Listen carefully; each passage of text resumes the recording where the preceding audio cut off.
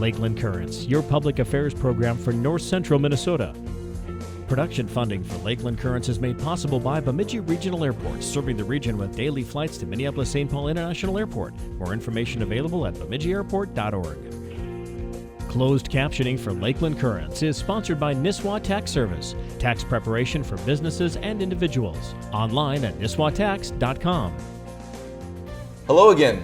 My name is Jason Edens, and I'm the host of Lakeland Currents here in our Brainerd studio. Thanks for joining us again, and thanks for your support.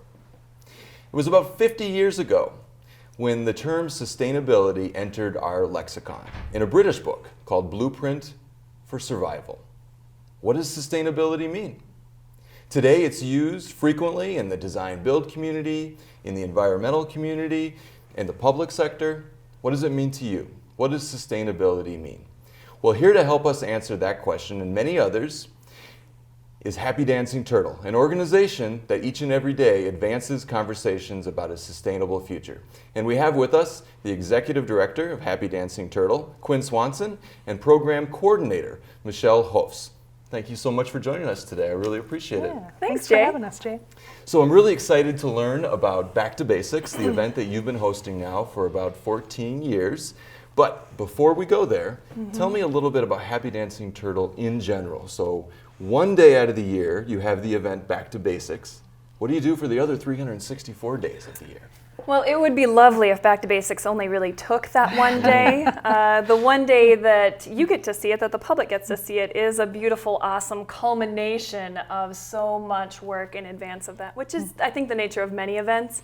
And we hope ours is a stand-apart event in that it's so well organized and beautifully put together that people hopefully don't know all the work that goes into it. That's I think, something we dream of. But if we kind of backstep and say, what is Happy Dancing Turtle, like you asked? Happy Dancing Turtle is a nonprofit that is home-based in Pine River on a Resilient Living campus. And we have a satellite hub in the Driftless region of Minnesota and Wisconsin. And we are dedicated to growing good stewards of the planet. And we do that by providing education, programs, and experiences for youth and adults that we hope inspire, wonder, and empower change. Growing good stewards of the environment. Yep. Excellent. And so how does Back to Basics tie into that? From 30,000 feet, tell us just a little bit about the event. Not necessarily the nuts and bolts about this year's event, but what is Back to Basics and how does it help you achieve that mission? So Back to Basics, like you mentioned, we're in our 14th year, and Michelle and I have been planning for six or so dedicated as part of a team that Mm-hmm. includes another couple of staff people as well. But I've been along on this 14-year ride so far, and it's a one-day event, but it is a day that starts early and goes long. It includes an inspiring keynote, engaging workshops, a dynamic and fun vendor fair. Gosh, there's lunch, there's a kids program. It is something that we hope is a family fun, inclusive, let's spend the day, being inspired, and It's a great time to gather with like-minded individuals. Like we were discussing earlier, we have a lot of people that plan it every year. So there'll be a big group of gals that will come together and look forward to it every year to shop, because as Quinn said, our vendor area is amazing, and to learn new things that they can take home and be inspired, hopefully is the ultimate goal. So you two are so busy coordinating the event when you're there, of course, that you probably don't have a significant opportunity to attend many of the workshops. But if you could, give us a flavor of the types of workshops that people can attend and some of your personal favorites. Oh, we hate to play favorites. It's so hard to choose. This year especially, we have, I think, a lot of personal health and wellness workshops to choose from yoga to Tai Chi to meditation, and just, the whole gamut there, which is really exciting. I do have to say I would choose, there's a class called Do Your Feet Hurt? And yes, mine do sometimes. So, something like that would be really exciting to to attend. Some of the so far participant favorites have been the elderberry workshop, garden fertility, a sourdough bread making class. As Michelle and I were talking earlier, it's fun and kind of frustrating to see all these awesome workshops come in, which we love and often seek out. But it means that unfortunately we're not going to be direct recipients of that workshop. Though, Sure. Enjoying the vicarious benefit through participants and hearing from presenters. And many of them are also vendors, like Michelle mentioned, in the vendor area. So you can pop in and, maybe you didn't get the full workshop, but perhaps you could get the 2-minute snippet. So that's quite the continuum from Tai Chi to sourdough. Yeah. Is that Yes. correct? Well, that makes me wonder, what's the origin story of this event? How did it come about?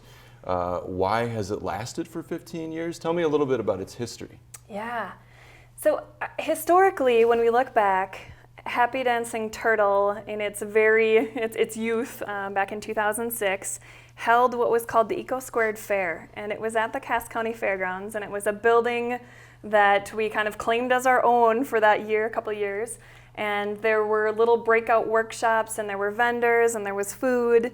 And when it came to the winter, we learned that a brainchild, Cabin Fever Days of Pine River Bacchus Community Ed, was not going to have its next life. And we thought, well, wow, this might be an opportunity to bring sort of that eco-squared flavor indoor, carry on that momentum, and really build on it.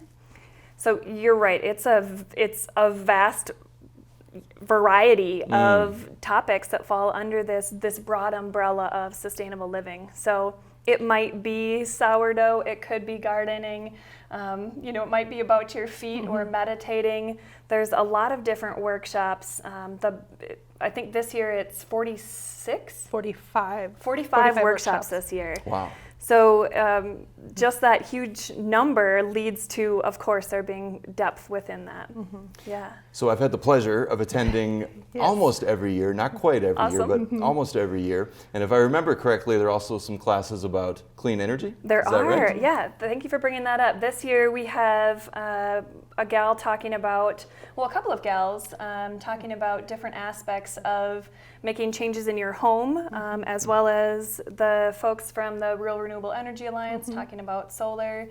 I'm thinking of one other one. There's energy related to your farm. Yep, for your home and business, for your farm, save money, save the planet, different things. Awesome.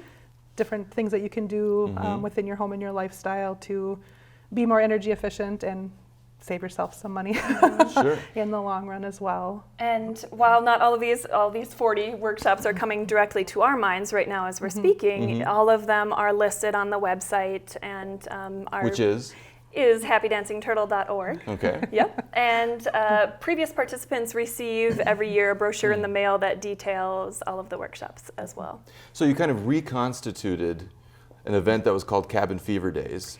Yeah. So this must happen in the middle of the winter. It does. It is the doldrums of winter when we are, I think, all kind of shut-ins to a degree. I mean, I can't speak for every Minnesotan, but I fall more in the winter whiner category than I do the winter lover. So yes, it is. This year it's February 15th, but our day doesn't always stay static year to year. So, it might not work for you this year. Hopefully it could in a successive year. We find that folks, there might be something that's competing occasionally, but So you schedule strategically. well, obviously, Okay. yes. But don't if you can't make it, then no, we don't schedule strategically. Got it. Yeah. We work in conjunction with Pine River Bacchus School, so we have to kind of work around their schedule too with the athletic director for when it's available. Oh, sure. For when we So can hold it. is the school a co-host essentially of the event? They Yes, are. we absolutely could not put the event on without the help from the school for the facility use and all of the staff that's there backing us up, and the community ed coordinator that is there all day and leading up, helping us out. It wouldn't happen if we didn't have the support from the And school. all 14 years it's been at the school. Yeah. Yes. Okay. Yep. And food service and Yes. technology. Yep. Michelle's right. The janitorial staff that come early, stay late. we are very fortunate that they're willing to co-host with us because it's a big part of making it real. Sure. Yeah. So many of our viewers may like to attend this year if they haven't already. Give us the logistics. Where do I go? When do I show up? How much does it cost? Right. What do I get for that investment? So I would highly recommend registering early because we already have workshops that are very close to filling. We have one that the sourdough one that Quinn has mentioned, only has one spot left. man. That's a great As problem. of right now, it is. It's a great problem to have. But to do so, you can go to the website, happydancingturtle.org.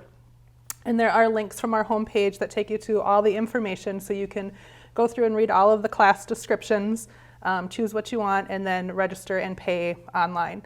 So the day starts about 8 o'clock. The vendor area is open at 8 o'clock. And then our keynote is at 9 o'clock.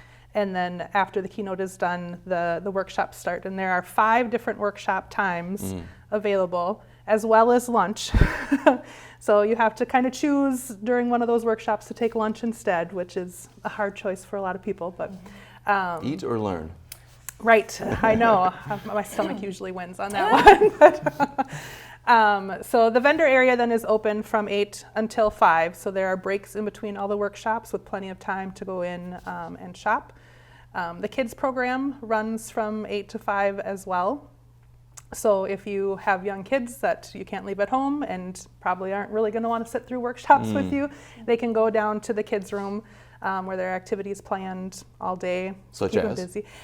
I don't have my schedule quite set yet, but they always take time to go outside. We bring out some STEM bins so that they can do some free play and building. And STEM? Oh, science, technology, engineering, and math. Got it. Gotta get that in there. So yeah, kind of that free play and learning all at the same time for those. So do the kids have to pay as well, or do kids get in free? There is a charge for the kids. The kids are $20 for the whole day, and that includes lunch. The cost for participants for workshops, if you register for the whole day, it's $30, and that does include lunch. We also have an a la carte option. So if you only want to go to 1 or 2 workshops, it's $6 per workshop or $12 for a double workshop. And then $9 if you'd like to add lunch on there as well. So Fantastic. yeah. Yeah, I think something that's sort of unique to our event when it comes to comparing it to other conferences is that we ask you to register for classes in particular. And that's it's for a number of reasons, but some of our presenters want a very engaging and small group, so they may choose to have a lower maximum. We also, in the school, have a maximum that's kind of built in by the size of the room. And we don't want folks to be uncomfortable for an hour standing along the wall or sitting on the floor. So it is intentional to choose ahead, and that does mean that sometimes you won't have the full gamut of choices if you didn't get there right off the bat, or if you're hearing me say sourdough now when it's already full. So if you've never been, who is in the vendor room? Tell me a little bit about this space and what it looks like and who's there from A to Z. Yeah. So we set up the vendor area in the performance gym at Pine River Baptist School, Okay. and I want to say we can fit like 53 booths in there. We debate. Yeah, it depends on on the shuffling. But you will see anything from homemade soaps to hand knit items that, from people's sheep that they have sheared themselves, salsas, jams. We've had chicken, flour. Chicken? Yeah, we've had people selling their chicken that they've raised, and metal goods. It's oh my gosh. A lot of The list goes information on. Yeah. to live more sustainably, whether that is that you would like to integrate something like renewable energy, or perhaps change your heating mechanism at home to a different stove. We've had folks talk about insulation in the vendor area. Some of those personal care folks that are leading workshops are also going to be vending, so they may talk to you about massage or different yoga classes that you could take. It, like the workshops, is a wide variety, and so I think that's one of the neat benefits of this kind of broad event, is that from space to space to space, you could be experiencing kind of a vast difference instead of perhaps those just selling the same item with maybe different packaging. So where do these vendors come from? Which vendor comes the furthest, or which attendee comes from the furthest? I'm kind of curious, what's your service shed, if you will? In other words, how far away are people coming to this event? That's a great question. Obviously, a lot of our participants are fairly local to Pine River and the Brainerd Lakes area, but we have participants, vendors, and presenters that come from the Twin Cities. We have some that come from Wisconsin. We've had people from Duluth as well. So it's a pretty wide range that we serve that we draw people in from. And those are both vendors and attendees. And yeah, vendors, presenters, and attendees that come from all those different locations. Well, in the years that I've attended, you've had some incredible keynote speakers. And I'm really excited to hear this year's keynote speaker as well. Before we learn about him, tell me just a little bit about how you guys select your keynote, because obviously that kind of presents the general tack of the event for the year, maybe. So how do you choose that person? What do you look for? And then tell us about this year's keynote. Sure. So it's really a collaborative thing. Like much of the planning of the day, we ask participants every year for their ideas, and then as a staff and a board, we come together and pitch out ideas. And like Michelle was reminding me this morning, we have a running list of possibilities as well, because we've been asking for so many years.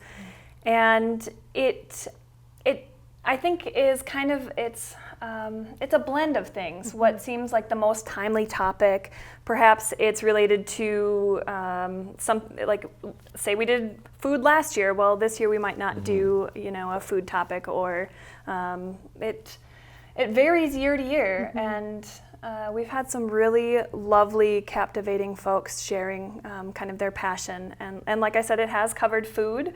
We've covered education and community building. Yeah. Really a wide variety there too. Can you give us some specifics?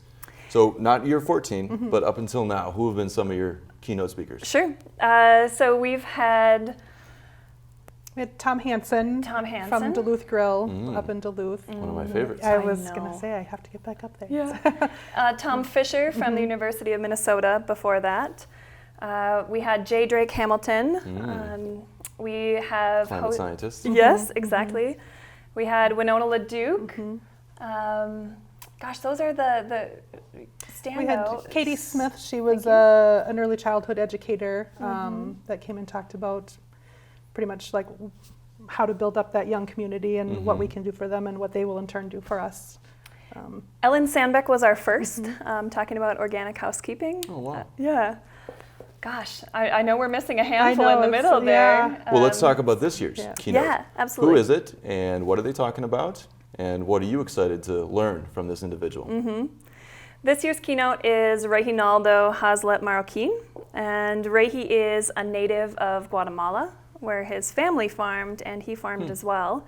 He studied agronomy in Guatemala before coming to the United States with his Minnesota native wife. Yes, and that's part of what pulled him to this state, which made him much more likely to be a keynote. And Rehi is passionately engaged and has been since his time in Guatemala, working with farmers, trying to make sure that they have fair pay, that they're growing in a manner that's supportive of the planet and themselves, and at the same time working both within food systems and sort of pushing the envelope as it relates to food systems. Like, what can we do more and different in order to really make regenerative agriculture look like something mainstream? And that's the keynote, is regenerative agriculture. Essentially, yeah, that is part of Rehi's message. Okay, fantastic. So you explained that this is one of your flagship events, and you've explained your mission, but I'm still curious about what you do at other times of year. So come July, if I were to visit the Resilient Living campus in Pine River, Minnesota, and I walked up to Happy Dancing Turtle, what are you guys doing? I will probably be running around with kids. Okay. One of our other main programs that we have is our Eco Camp. So it's a day camp for preschool through 6th grade students, and we hold it on our main campus as well as in Winona at our Driftless office. And so at our camp, we really get into nature and gardening and recycling and different energy efficiency things at that level for Sure. those kids. We spend time out in the garden. Last year, our theme was all about gardening. So all of our different camps helped plant, harvest, weed, a lot of weeding, and then got to help prepare then the vegetables that we had for snack during camp as well. So we spend, the summer is pretty much focused on Eco Camp for me on my end with all the education. If you were to come during the school year, you might find us in the schools. This morning I was with first graders doing a lesson on birds. Fantastic. Hence my bird shirt. Nice. So we do a lot of supplemental science lessons in the schools. We have programs here and in the Driftless called Nature Club, where we meet with students after school and get out. Here in Pine River, we get out to the school forest and spend a lot of time out there. So a lot of the work that I do is focused with youth. So it sounds like there's a really close partnership between Happy Dancing Turtle and the local school districts. Absolutely. Oh, that's fantastic. Yep, absolutely. So, I'm sorry, please. There's plenty more. Yeah, I was just going to say, Michelle mentioned the garden a few times, and that's another flagship program of Happy Dancing Turtle. On our main campus in Pine River, we have a trial and demonstration garden where we'd like to demonstrate for folks how they can be growing in such a manner that there's healthy soil, healthy plants, and the byproduct being healthy people. Nice. So can the public come and visit the gardens, or how does that work? If someone from the public is interested in learning more about Happy Dancing Turtle or the event, of course, can they visit you in Pine River? Is it open to the public? It is preferred that they give us a heads up. Okay. We're not always, like Michelle kind of noted a few times, that we might be out of office. You're busy. Yeah. So we'd love when folks give us a call and can arrange for a tour. And a lot of our information is also on the website, but the kind of like back to basics is that beautiful YouTube live, like engaging experience. Viewing what we do on a website is far different than coming and seeing it. Yeah. But assuming people reach out, they're welcome to come visit and see the gardens, for example, the demonstration stuff you guys have there. Yeah. Okay. Yep. So this is the 14th year. It's been ongoing now in the Pine River community for quite some time. How will you know that this year's event is a success? What's your measure of success? Yeah, we have, I think, a number of different measures, and the one that's like the day of kind of frame, are we doing good? Yeah. It's more a vibe. It's the energy. Are people smiling? Is there kind of positivity? Are we hearing good feedback as we walk around? And then it gets into, we do as much as we can to evaluate and survey folks that have participated in the day. What went well? What would you recommend we do differently? And as we look forward, and this is the beauty of running an event for kind of a long term, is those folks that are registering in a subsequent year will be asked, since this isn't your first year, have you implemented anything that you learned at a previous Back to Basics? And we pulled up the stat this morning, and it's better than 90% of our returning participants that say, yes, absolutely. That's remarkable. It is. Whether it's that now they beekeep or they compost They or make their own soap. Yeah. Or we've had people that have now got chickens and, just a variety of things that they've taken from the event. Well, that kind of answers another question I had, but I was really curious because this event has been so long running in a relatively small community. I think you can argue that there aren't a lot of small communities that have events of this nature. Right. So what do you see in your community that's different today than it was 15 years ago before you started this journey? Yeah. I think, unfortunately, some of it is, well, not maybe unfortunately, it's that we're not going to necessarily see it from the outside, but the ways that we can tell and maybe feel are that the registration is going like gangbusters right now. And we then, on those feedback loop kind of options, get to hear, oh, I compost, oh, I this. So those, that individual household level, we might not see kind of on that community scale, but we know it's happening from what they're telling us. And whether that's in those surveys or feedback, year to year to year. And I think another way to kind of see that impact and also to measure success is that word of mouth is our biggest advertiser. It doesn't matter what other advertising we do, word of mouth is what draws people in Sure. to the event. So people, they're learning, they're enjoying, they're sharing, and bringing more people in. So I think that is another impact. Yeah. Will for the Back to community as well. Basics be relevant in 15 years? Ooh, Will you still yes. will you have a 30-year celebration? Wow, my that would be gosh. lovely. That Yeah, you know, I think that's every year we bring in new participants, new presenters, new vendors, as well as those returning favorites. So I'd like to say absolutely. That's fantastic.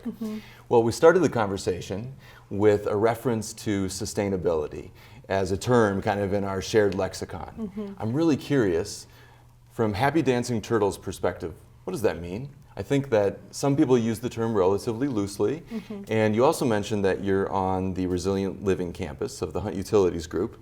What's the difference between sustainability and resilience? Yeah, you're spot on. Everyone has kind of their own definition, and depending on the field in which they work, they might have a different definition than we do. Sustainability for us is that we want to live and encourage others to live in such a manner that what we have today is available for future generations. When I don't mean to interrupt, but with our eco campers, when we first start talking about sustainability, I always tell the kids, I get emotional when I talk about kids and the planet, but I always tell the kids, I want your great grandkids to have the same opportunities, that you have now. And in order for that to happen, you have to be sustainable. You have to live a sustainable life, and you have to take care of the planet that we have as it is. So. That's fantastic. And to answer kind of your resilient piece too, the resilience as we look at it is a mindset, starts as an individual, moves through a family into a community, and that is that you can bounce back. You've got the skills, the ability, the network to take whatever life throws at you and hopefully not just survive, but thrive. And I think there's an additional element here that I mentioned with the regenerative too. Those kind of three terms are out there, and even in specific as related to our event, and that being that we have lived in a very extractive way, and we need to start repairing and regrowing, rebuilding in order to long-term live on this lovely planet. Incredible. Well, I really appreciate your commitment to the work that you do. It's obvious, and I want to congratulate you on your 14th year. I'm personally looking forward to being there once again. And I just want to thank all of our viewers for joining us today and encourage all of you to attend the Back to Basics event this year in Pine River, Minnesota, put on by Happy Dancing Turtle. Thank you both for joining us today. I appreciate it. Thanks, Jay.